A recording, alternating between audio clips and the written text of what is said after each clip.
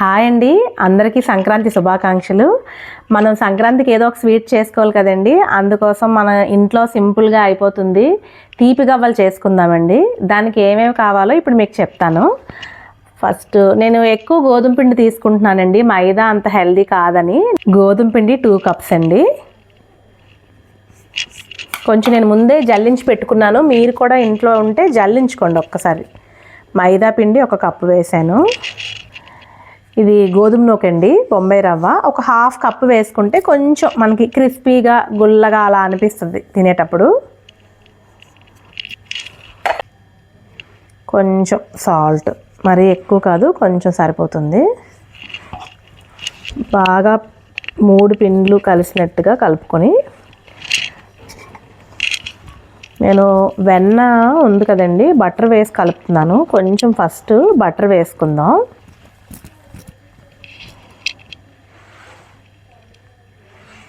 మరీ వేడిగా కాకుండా చల్లగా కాకుండా. ఇదిగోండి, ఈ విధంగా పిండి కలుపుకోవాలి. ముందు బటర్తోనే కలిపాను, వెన్న వేసాం కదా, ఆ వెన్నతోనే ఇలా చూస్తున్నారు కదా, ఇలా ఇలా అయ్యాక ఇప్పుడు నీళ్ళు పోసుకోవాలి కొంచెం కొంచెంగా. ఒకేసారి ఎక్కువ నీళ్ళు పోసుకోకండి, కొంచెం కొంచెం నీళ్ళు పోసుకుంటూ కలిపితే సరిపోతుంది. చూసారు కదండి, ఇగోండి ఇలా ఈ విధంగా కలుపుకొని కాసేపు పక్కన పెట్టుకుందాం. ఒక పావు గంట ఒక నాప్కిన్ కవర్ చేసుకుంటే మాయిశ్చర్గా ఉంటుందండి పిండి.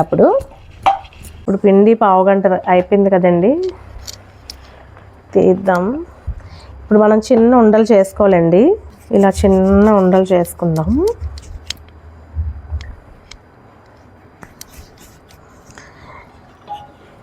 ఇది మా దగ్గర ఉందండి చెక్కది, ఇది లేకపోతే ఫోర్క్తో అయినా అవుతుంది, దీంతో కూడా వస్తుంది, బొటన్ వేలుతో ఇలాగా. ఇవ్వండి ఇంతే.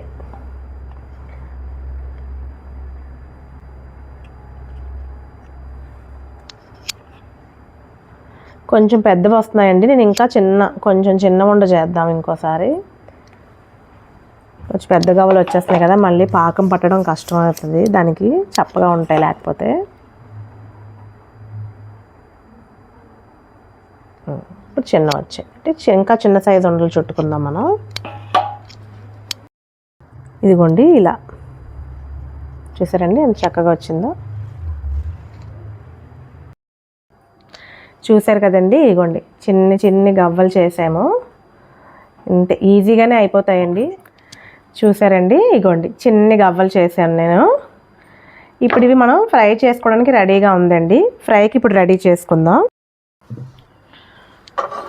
ఆయిల్ పోసుకుందామండి ఫ్రైకి.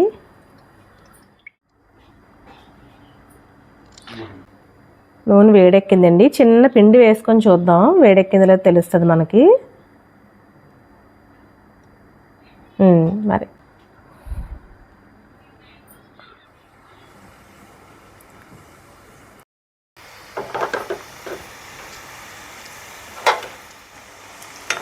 కొంచెం బ్రౌన్ కలర్లోకి రావాలండి, మన గోల్డెన్ బ్రౌన్. మనం అన్నీ వేయించుకుంటాం కాబట్టి మీకు ఐడియా ఉంటుంది. ఆ కలర్లోకి వచ్చాక తీసేయడమే. ఈ రకంగా ఫ్రై అవ్వాలి.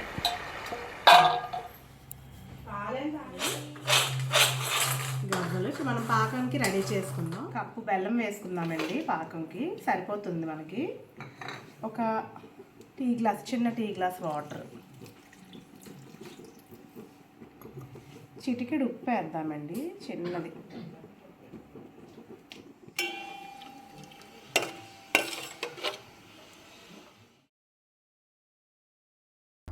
ఇసుక ఏమైనా ఉందేమో అండి, ఒక్కసారి కొంచెం మరిగాక ఫిల్టర్ చేసుకుంటే సరిపోద్ది మనకి. ఇప్పుడు ఒకసారి పాకం చెక్ చేసుకుందామండి. ఇలా కప్పు నీళ్ళు పెట్టుకొని, ఇదిగోండి ఇలా అంటే ముద్ర పాకం అయిపోయినట్టే. ఇంకా ఇప్పుడు స్టవ్ ఆఫ్ చేసేసుకుందాం.